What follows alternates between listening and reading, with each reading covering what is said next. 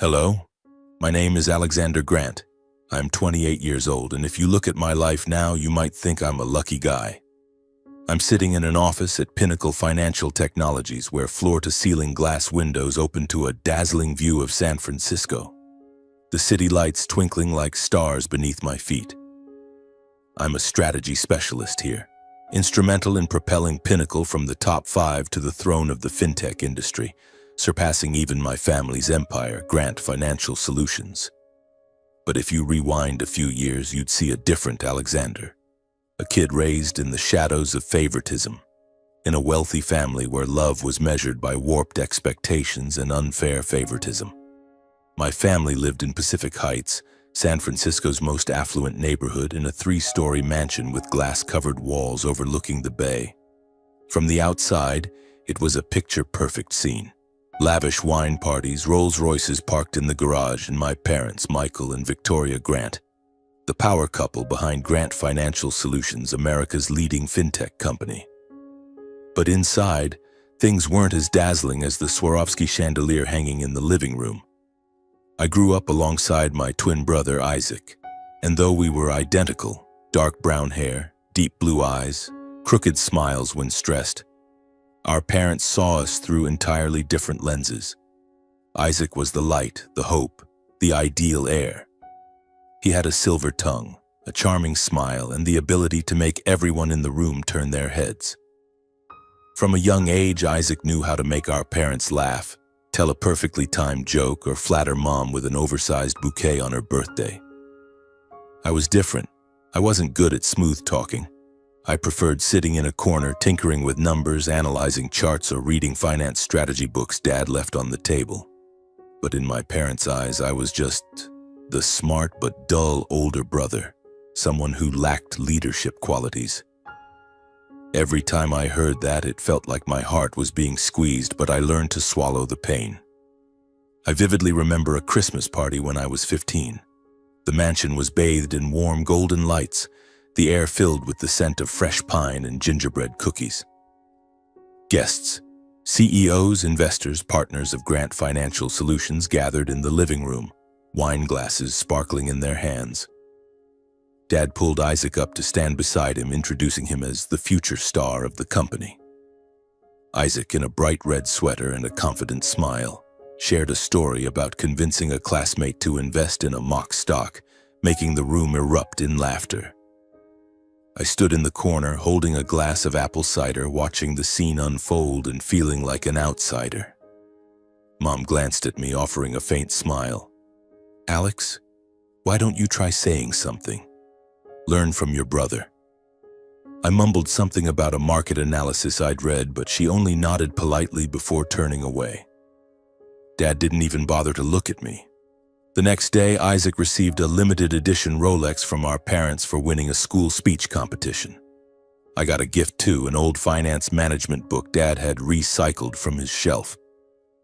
"This suits you," he said, his voice flat. I smiled, thanked him, but when I got back to my room, I threw the book against the wall. It wasn't about the gift's value, it was the way they looked at me, as if I wasn't worthy of their attention, of the love Isaac received. The favoritism didn't stop at gifts. Isaac accompanied our parents to business events, sat in meetings I only heard about secondhand. At 16, Isaac was given a sports Porsche, while I got a used bicycle and advice to learn to be independent. I didn't hate Isaac. How could I when he was my brother, the only one in the house who'd sneak into my room at midnight to share a Snickers bar? But every time he was praised and pampered, I felt a growing void in my chest. I wondered, what did I do wrong? Why wasn't I good enough?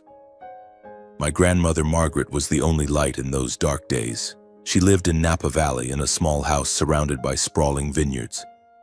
Every summer, Isaac and I were sent there, but while Isaac loved running around the garden or playing video games, I preferred sitting with Grandma, listening to her stories.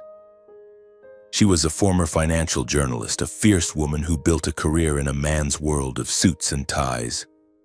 "You're like me," she'd say, ruffling my hair. "Smart, patient, but not showy. The fire in you will burn bright, Alex, but it won't be because someone else lit it. You'll do it yourself." On those Napa afternoons, I'd sit on her porch listening to her tales of entrepreneurs who overcame adversity, from Henry Ford to Oprah Winfrey.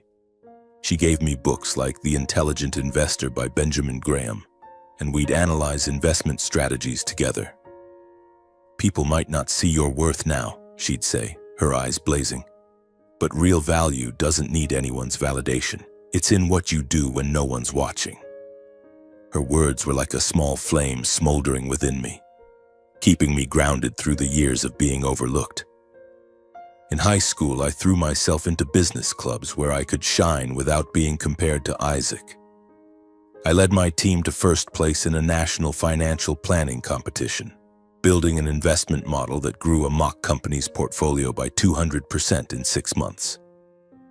When I brought the trophy home, I hoped my parents would be proud. But Dad only nodded. "Good job, but don't let these things distract you. The company needs leaders, not just number crunchers." Mom, busy reviewing Isaac's speech for a charity event, just said, "Put the trophy on the shelf, Alex. Don't clutter the house." I started working part-time at a small fintech startup in San Francisco, where I learned basic coding and market data analysis. Every evening, I'd bike home under the streetlights, drenched in sweat but filled with a strange joy. There, no one knew me as Isaac's older brother. They called me Alex, the guy who spotted a bug in the company's payment system, the one who suggested a process optimization that saved thousands of dollars. For the first time, I felt seen, but even that small spark wasn't enough to erase Isaac's shadow.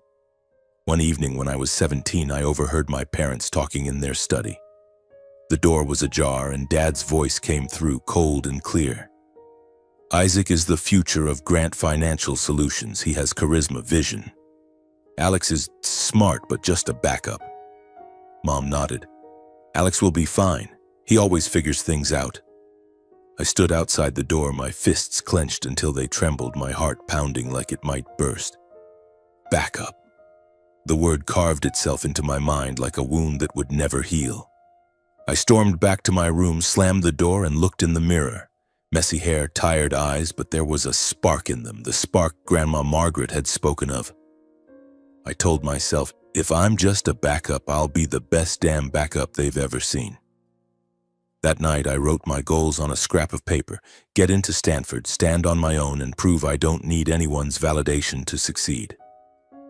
I didn't know that just a few months later, my parents would make a decision that would shatter my world, and at the same time, ignite a fire of determination fiercer than ever. In the spring of my senior year of high school, both Isaac and I applied to Stanford, majoring in economics and financial technology. It was a dream I'd nurtured ever since reading Grandma Margaret's book about entrepreneurs who changed the world. I envisioned myself walking through Stanford's grand lecture halls, learning from brilliant minds and proving I was more than just a backup. I worked tirelessly to earn it: a 4.0 GPA, awards in financial planning competitions, and countless hours self-studying programming to deepen my understanding of fintech. I poured my heart into my Stanford scholarship essay, writing about my self-taught journey and how I found passion in numbers and strategy. When the acceptance letter from Stanford arrived, I shouted in my room, clutching the phone as I called Grandma Margaret. "I did it, Grandma," I said, my voice choking with emotion. She laughed, her voice warm. "I never doubted you, Alex." Isaac got accepted too. His grades weren't as strong, 3.4 GPA, no notable awards, but he had charisma, and his essay was polished by an expensive tutor. I wasn't surprised when he jumped for joy, calling everyone to brag. But I didn't expect my own joy to be crushed so soon by a fateful family dinner. It was a Saturday night, and the Pacific Heights mansion glowed with warm golden light. The polished oak dining table was set with steak and red wine, the kind my parents always chose for special occasions. I sat across from Isaac, forcing a smile as Mom asked about our college plans. I was about to mention the scholarship I'd applied for when Dad raised his hand, signaling silence. "We need to talk about tuition," he said, his tone stern. My heart beat faster. I knew our family was wealthy. Stanford's tuition was pocket change for Grant Financial Solutions, But the way Dad looked at Isaac, then glanced at me with cold eyes, gave me a sinking feeling. "Isaac," Dad began, "your mother and I will cover your full tuition, living expenses, and an apartment near Stanford. You're the future of the company, and we want you to focus on growing into that role." Isaac flashed a radiant smile, nodding eagerly. "Thank you, Mom and Dad. I won't let you down," he said, his voice brimming with excitement. I sat there waiting, hoping Dad would say something about me. But he cleared his throat and turned to me. "As for Alex," he said flatly, "you're smart. You'll figure it out. We believe you can find scholarships or take out loans. If needed, you can work part-time. It'll help you mature." I felt the blood freeze in my veins. Mom nodded, adding, "Alex, you've always been independent. This is your chance to prove it." I looked at them, then at Isaac, who lowered his gaze, looking slightly uneasy but saying nothing. I wanted to scream, to slam the table, to ask why they treated me this way. Instead, I nodded, whispering, "Yes, I understand." Inside, the word backup echoed sharp as a blade. I stood, excused myself, and hurried to my room. As soon as the door closed, I slid to the floor, hands covering my face, tears falling silently. It wasn't about the tuition. I knew I could find a way. It was the feeling of being abandoned, of being deemed unworthy of the love Isaac received. That night, I didn't sleep. I sat at my desk, opened my laptop, and began searching for every scholarship available. I applied to dozens of programs, from merit-based awards to funds for independent students. I calculated the costs. Stanford's tuition was about $50,000 a year, not including living expenses. With a partial scholarship and a student loan, I could make it work. But it meant working part-time, maybe 20 to 30 hours a week, while maintaining a high GPA to keep the scholarship. I wrote a plan on a piece of paper. Work. Study. Don't give up. I taped it to the wall, next to a photo of me and Grandma Margaret in Napa Valley, where she was pointing at a vineyard and saying, "You'll grow bigger than this, Alex." The summer before Stanford, I went back to Napa to stay with Grandma. Isaac stayed in San Francisco, traveling with friends, all expenses paid by our parents. I spent my days at Grandma's, helping tend her vineyard and preparing for my first year of college. One afternoon, as we sat on her porch sipping iced tea, she took my hand. "Do you know why I love these vines?" she asked. I shook my head. "Because they have to fight to grow. The soil here is tough, but their roots dig deep, drawing every drop of water. You're like that, Alex. Let the struggles shape you. They'll make you stronger than anyone." Her words were like medicine. I returned to San Francisco with iron resolve. I found a part-time job at a fintech startup in Silicon Valley, a 20-minute bus ride from Stanford. The job wasn't glamorous. Data entry, basic analysis, sometimes fetching coffee for engineers. But it paid $15 an hour, enough to save for books and living expenses. I also secured a partial scholarship from Stanford and a low-interest student loan. I rented a small room in a shared apartment with 3 other students, far from the upscale dorms Isaac lived in. My room barely fit a single bed, a rickety desk, and a tiny closet. But I didn't care. This was my start, and I was going to make it count. On my first day at Stanford, I walked into the lecture hall with a mix of excitement and nerves. The sandstone buildings, lush green lawns, and vibrant energy of young minds made me feel like I belonged. But I also knew I was different. While most of my classmates came from affluent families, I counted every penny, weighing whether to buy a textbook or eat a proper meal.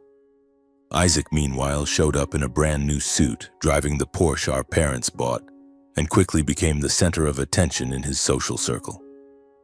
I heard him talk about dorm parties and lavish dates, and I just smiled, hiding the bitter sting. But Stanford brought me an unexpected gift: Olivia. I met her in microeconomics class when she sat next to me and asked to borrow a pen. Olivia had blonde hair tied high, warm brown eyes, and a smile that made me forget my stress. "You look like you just ran a marathon to get to class," she teased, noticing the sweat on my forehead after my bus ride from work. I laughed, telling her about my crazy schedule, and she listened without judgment. That day we worked on a group project together and I discovered Olivia wasn't just smart. She had a big heart. She grew up in a small town, got into Stanford on a scholarship, and knew what it was like to fight to survive. Olivia became my first friend at Stanford. We studied together, shared cheap cafeteria meals, and sometimes laughed about our big dreams. "You're going to do great things, Alex," she said one night as we sat on the campus lawn, staring at the starry sky. "I see it in how you work. It's like you've got a fire inside." I smiled, thinking of Grandma Margaret. Maybe they were right. Maybe that fire was burning and I wouldn't let anyone, not even my parents, put it out. Meanwhile, Isaac didn't seem to take studying seriously. He skipped classes, turned in late assignments, and spent most of his time partying. I overheard classmates whispering that Isaac only got into Stanford because of our parents' connections, and it made me both sad and angry. I didn't want him to fail, but I couldn't deny the quiet satisfaction of outperforming him on exams. I worked relentlessly, studying, working, paying off loans. Every night back in my tiny room, I looked at the paper on the wall. Work. Study. Don't give up. And I told myself this was just the beginning. Stanford was a battlefield, and I was a warrior without flashy armor. Every day was a race against time, mornings in class, afternoons at the startup, nights grinding through assignments until dawn. My shared room was a mess of textbooks, sticky notes plastered across the desk, and cold coffee cups next to my laptop. But I loved that rhythm. It made me feel alive, like I was fighting for something bigger than myself. Whenever exhaustion tempted me to give up, I thought of Grandma Margaret, of the pride in her eyes when I told her about my projects. And I thought of my parents, of how they called me backup.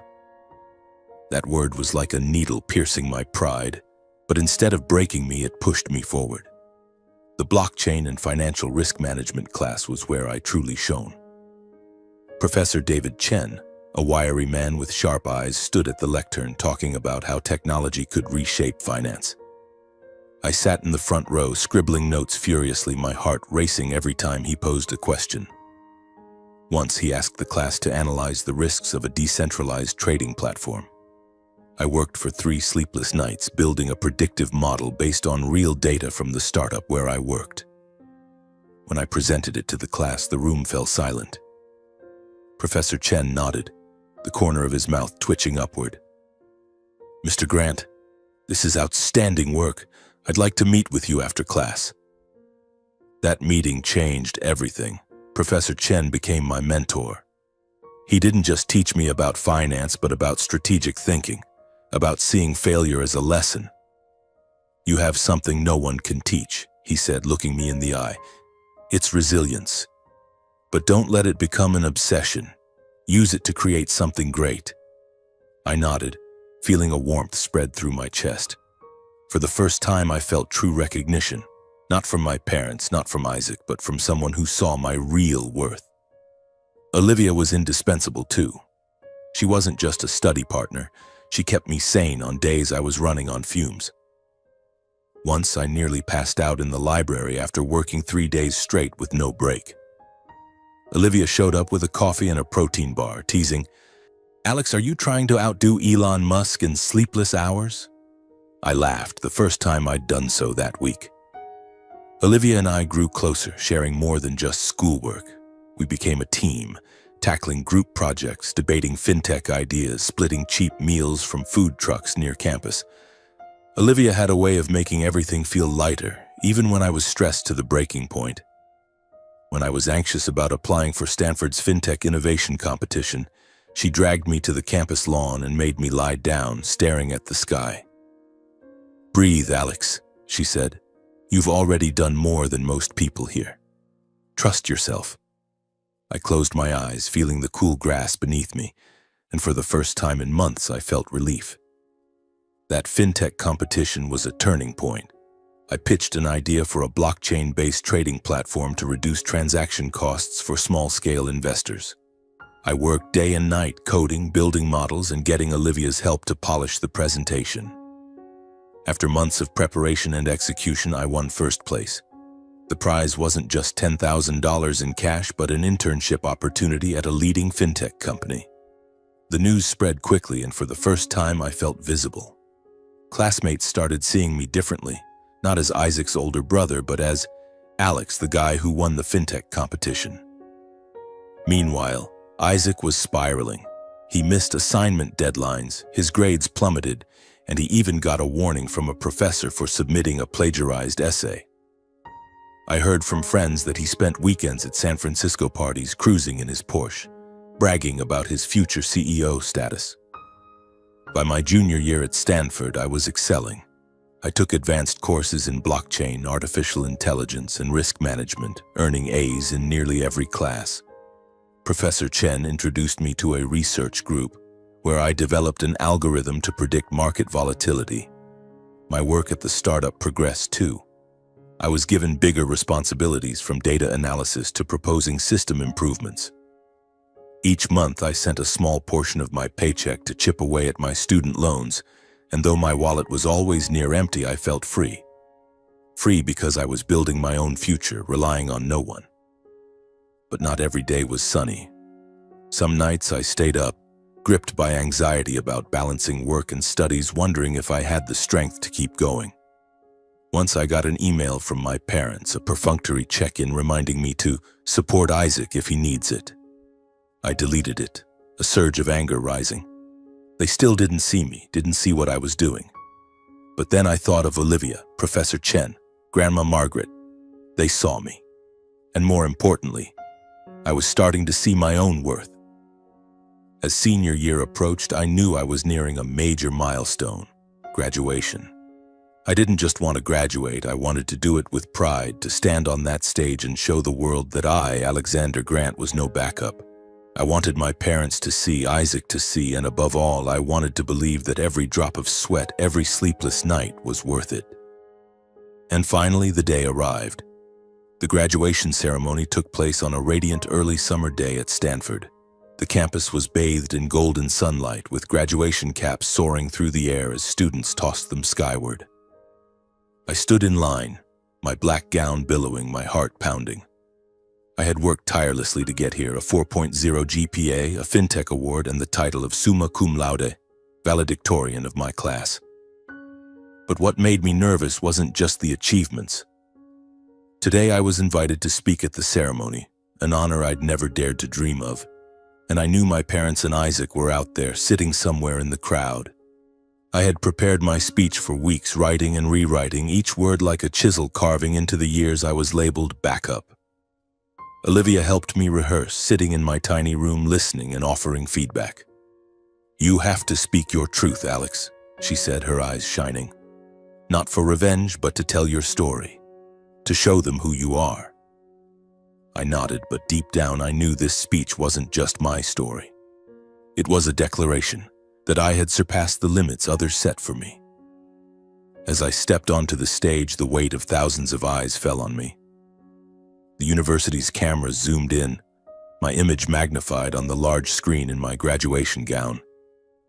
I took a deep breath, scanning the audience.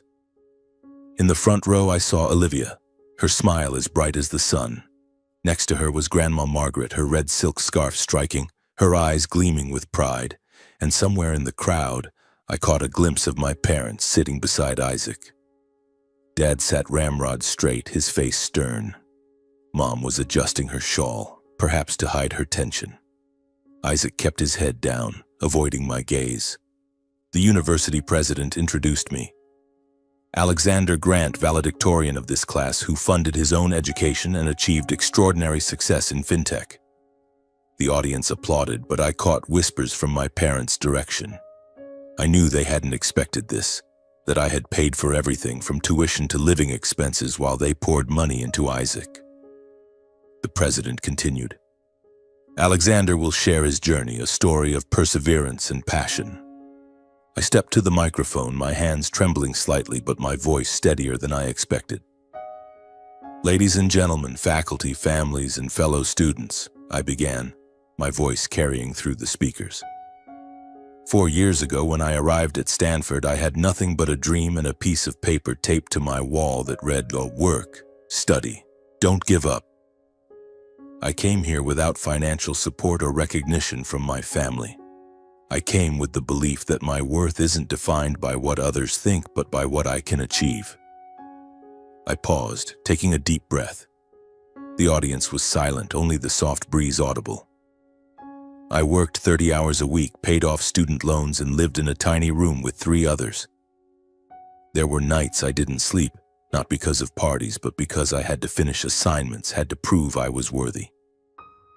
My parents once called me the backup son, said I lacked leadership.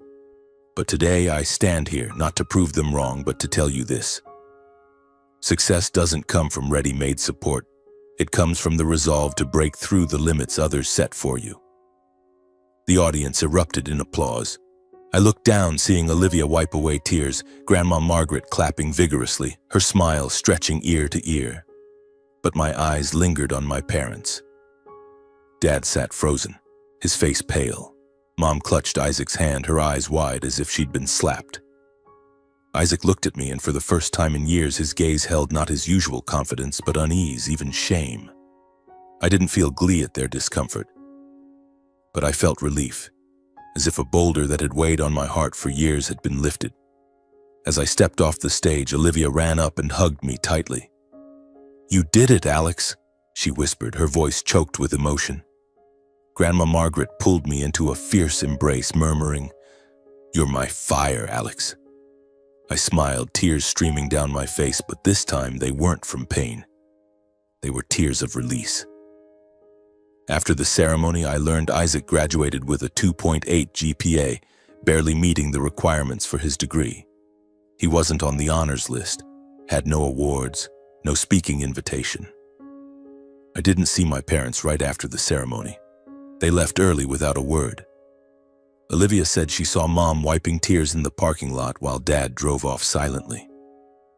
I didn't know what they felt, shame, regret, or just anger at the truth being laid bare before hundreds. But I no longer cared. That day I realized I didn't need their validation to feel enough. That evening, Olivia hosted a small party at her apartment. Just me, her, Grandma Margaret, and a few close friends from class. We drank cheap beer, laughed, and sang karaoke late into the night. After everyone left, Olivia and I sat on her balcony gazing at Palo Alto's twinkling lights. "Do you see it, Alex?" she said softly. "You did what no one thought you could. This is just the beginning." I nodded, holding her hand. For the first time, I felt I wasn't just Alexander Grant, the overlooked. I was Alexander Grant, the one who had conquered himself. A week after graduation, Olivia called me to a small coffee shop in Silicon Valley, where million-dollar ideas were often scribbled on napkins. She slid a business card across the table, her eyes sparkling. "Pinnacle Financial Technologies," she said. "They heard about your FinTech award and want to meet. This is big, Alex." Pinnacle. The name made my heart race. In the FinTech world, Pinnacle was a rising star, a young but ambitious company, a direct rival to Grant Financial Solutions. I knew my father, Michael, saw Pinnacle as a thorn in his side, often grumbling about their dirty tactics to gain market share.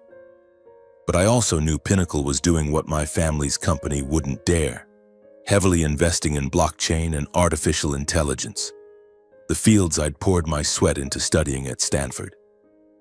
I picked up the business card, feeling the smooth paper under my fingers, and nodded. "I'll meet them." The interview at Pinnacle was unlike anything I'd experienced. Their headquarters sat in downtown San Francisco, a sleek glass building with green-covered walls and open spaces flooded with light. I wore my only suit, a cheap one from a discount store, and stepped into a meeting room with 3 people, the head of strategy, the chief technology officer, and a man I later learned was William Harper, Pinnacle's chairman. They didn't ask about my GPA or awards. They asked about my ideas about the blockchain platform I'd pitched in the FinTech competition, about how I saw the future of finance.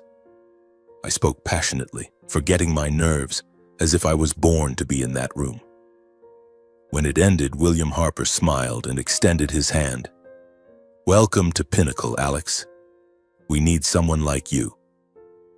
I accepted the role as a strategy specialist at Pinnacle, turning down a reluctant offer from my father. A few days after graduation, he had called me to his office at Grant Financial Solutions, where the smell of polished wood and expensive coffee always made me feel out of place. "Alex," he said, his voice flat, "you did well at Stanford. We have a position in the analytics department if you want it." I looked at him, the man who'd called me backup, and shook my head. "Thank you, Dad, but I've chosen my own path." He frowned as if he couldn't fathom why I'd reject his favor. But I didn't need his pity anymore. I'd found where I belonged. My early days at Pinnacle were an adrenaline whirlwind. I worked with some of Silicon Valley's brightest minds, people who didn't care where I came from, only what I could bring. I was tasked with developing a new blockchain trading platform, building on my thesis idea.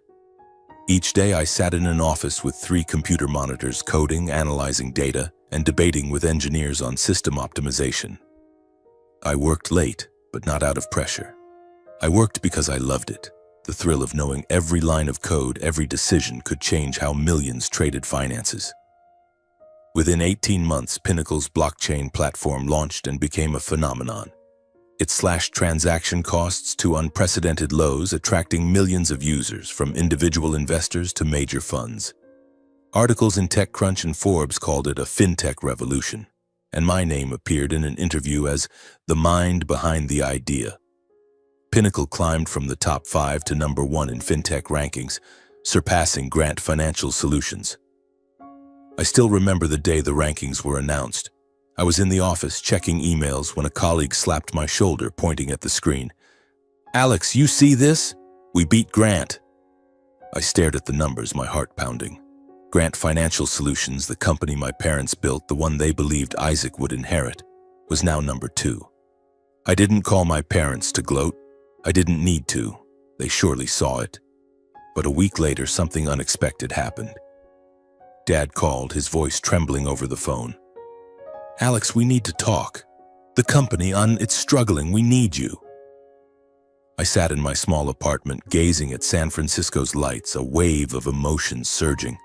Part of me wanted to laugh at the irony that they only remembered me when their company faltered, but mostly I felt empty. "Dad," I said calmly, "Pinnacle saw my value from the start. Something you never did." I hung up, not waiting for his reply. Isaac, meanwhile, was working at Grant Financial Solutions, but things weren't going well. I heard he'd been given a managerial role, but lacking discipline and experience, he kept making mistakes. Once, Olivia sent me an article about a minor scandal at Grant, where a project Isaac led failed, costing millions. I didn't feel triumphant. I only felt pity for him, for the opportunities he'd squandered. At Pinnacle, I kept pushing forward. I was promoted to head of strategy, leading a team developing new fintech products. Each day, I felt myself growing stronger, like the vines Grandma Margaret spoke of, roots digging deep, thriving despite barren soil. And Olivia, always by my side, became an inseparable part of my life. One evening, as we walked along the bay, she took my hand, her voice serious. "Alex, I need to tell you something." My heart raced as I looked at her. "What is it?" She took a deep breath, then smiled. "I'm William Harper's daughter, the chairman of Pinnacle." Her words hit like a shockwave. I stood frozen, processing. Olivia, my best friend, the one who shared cheap meals, who stood by me, was the daughter of Pinnacle's chairman? A flicker of doubt crossed my mind. Was she using me? Had she approached me to undermine my family's company? But then I looked into her eyes, saw the sincerity there, and remembered every moment we'd shared.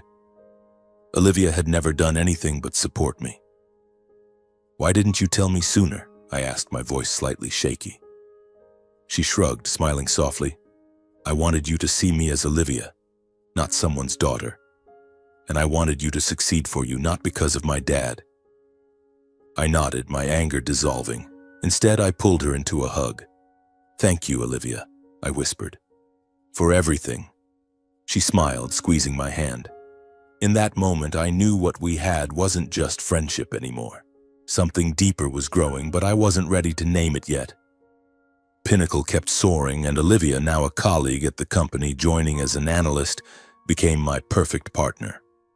We worked seamlessly, pitching ideas that stunned our team. Pinnacle's revenue skyrocketed, leaving Grant Financial Solutions far behind. Each victory was a confirmation. I didn't need my parents' validation to succeed. I had found my worth, and I was building a future I was proud of. 2 years after joining Pinnacle, I proposed to Olivia. I didn't choose a fancy restaurant or an extravagant gesture. Instead, I took her to Napa Valley, to Grandma Margaret's house, where my childhood memories were nurtured. Under the shade of an old oak tree by the vineyard, as the sunset bathed the valley in gold, I knelt down and took her hand. "Olivia," I said, my voice trembling, "you've been with me through my worst days, and you make every day better. I want to spend my life making you happy. Will you marry me?" She burst into tears, nodded, and pulled me up for a tight embrace. "Yes, Alex, 1,000 times, yes."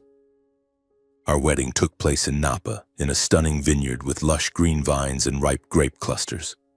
It was a summer afternoon, the sunlight filtering softly through the trees, casting shimmering patterns on the ground.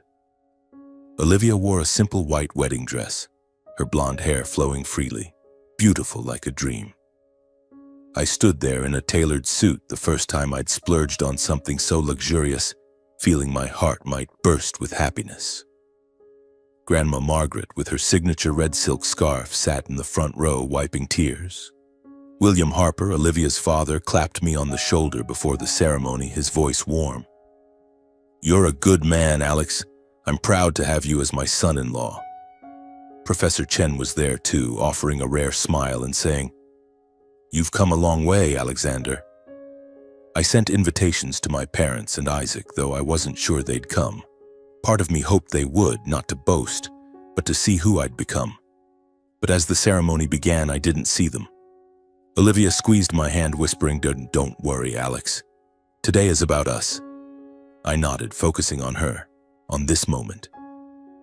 As we exchanged vows, I looked into Olivia's eyes and saw my whole world, a world where I was no longer backup, but loved and valued. The reception was an outdoor feast, with long tables draped in white, lanterns hanging above, and soft jazz music floating through the air. We cut the cake, danced our first dance under the stars, and laughed with friends from Pinnacle. Grandma Margaret shared stories of my childhood, making everyone roar with laughter. William Harper raised a toast, calling me the man who helped make Pinnacle #1. I looked around, seeing the faces of those who cared, Olivia, Grandma Margaret, Professor Chen, my Pinnacle colleagues, and realized this was my true family. Not the one I was born into, but the one I chose. That moment wasn't just about love, it was a declaration. I had surpassed my family's company not just by pushing Pinnacle to the top, but by building a life on my own terms. Olivia being William Harper's daughter only added irony to the story. I hadn't just beaten Grant Financial Solutions in the market, I'd become part of their biggest rival's family, but it wasn't revenge. It was victory. The victory of someone once overlooked, once called backup, now standing tall on his own. After the wedding, Olivia and I returned to work at Pinnacle, where we remained an unstoppable duo. We developed new projects together, from sustainable investment platforms to financial tools for individual users. Pinnacle's revenue soared, leaving Grant Financial Solutions now dropped to third in the industry, far behind. I stopped following news about my family's company, but occasionally I heard Isaac had left Grant after a string of failures, and my parents were scrambling to save their empire. One evening, as Olivia and I sat in our new San Francisco apartment, a cozy place with large windows overlooking the bay, she turned to me and asked, "Do you ever regret not going back to Grant Financial Solutions?" I shook my head, taking her hand. "Number, because I found where I belong. With you, with Pinnacle, with myself." She smiled, resting her head on my shoulder. In that moment, I knew every hardship, every sleepless night, every drop of sweat, it was all worth it.